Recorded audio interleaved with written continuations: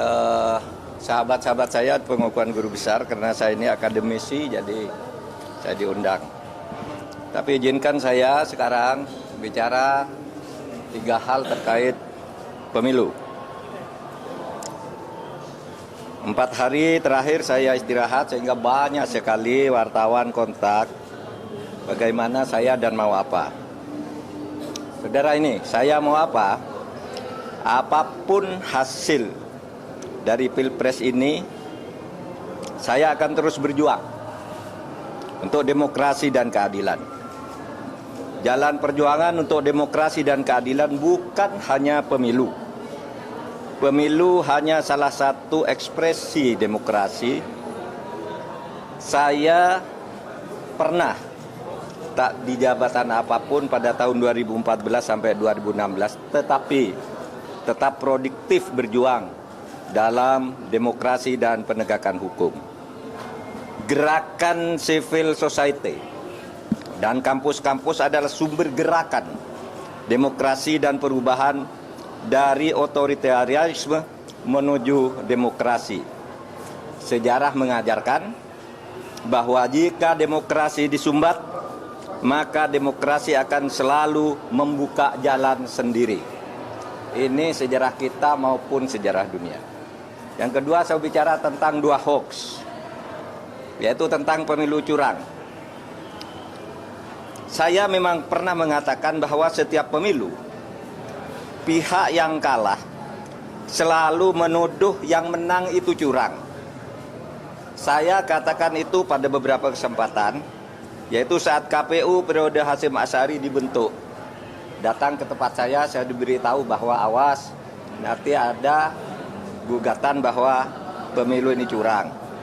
Begitu juga saya pidato itu secara terbuka saat pembentukan TV pemilu di Trans TV pada awal tahun 2023. Jadi saya katakan bahwa setiap pemilu yang kalah itu selalu menuduh curang. Itu sudah saya katakan di awal 2023. Tepatnya sebelum tahapan pemilu dimulai. Tapi jangan diartikan bahwa penggugat selalu kalah.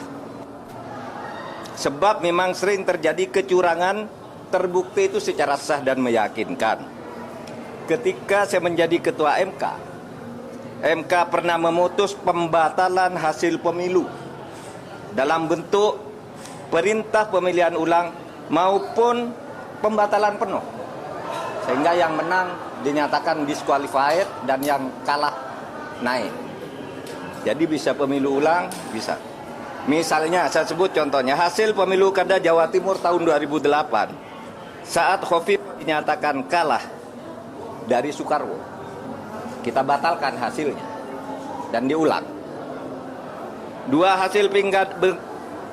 hasil pilkada Bengkulu Selatan, yang menang didiskualifikasi, yang di bawahnya langsung naik.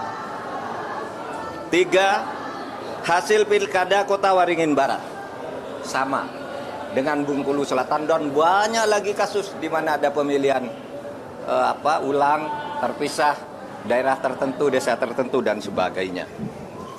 Nah, harus diingat bahwa untuk pertama kali istilah pelanggaran terstruktur, sistematis, dan masif itu muncul sebagai vonis pengadilan di Indonesia tahun 2008 ketika MK memutus sengketa Pilgub antara Khofifah dan Soekarwo.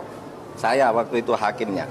Dan setelah menjadi dasar, vonis-vonis lain untuk selanjutnya masuk secara resmi di dalam hukum pemilu kita.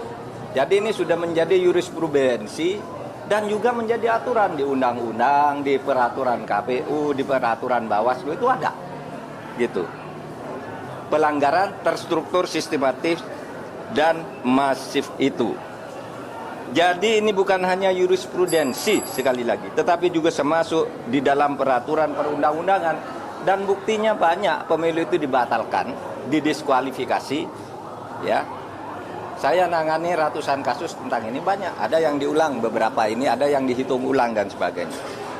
Tergantung hakimnya punya bukti atau tidak, atau kalau sudah punya bukti, menerima bukti apa berani apa tidak.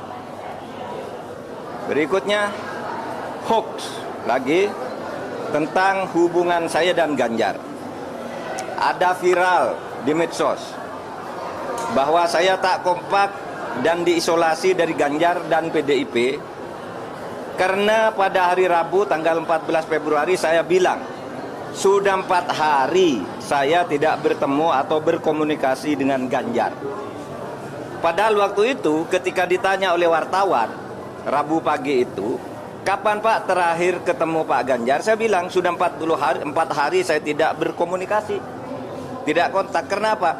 Karena sejak kampanye terakhir tanggal 10 Februari di Solo dan di Semarang, saya langsung umroh. Jadi ya tidak berkomunikasi dong, bukan karena berpisah, karena tidak kompak dan sebagainya. Dan tanggal 13 baru pulang dan langsung ke Jogja. Kapan ketemunya? Untuk mencoblos.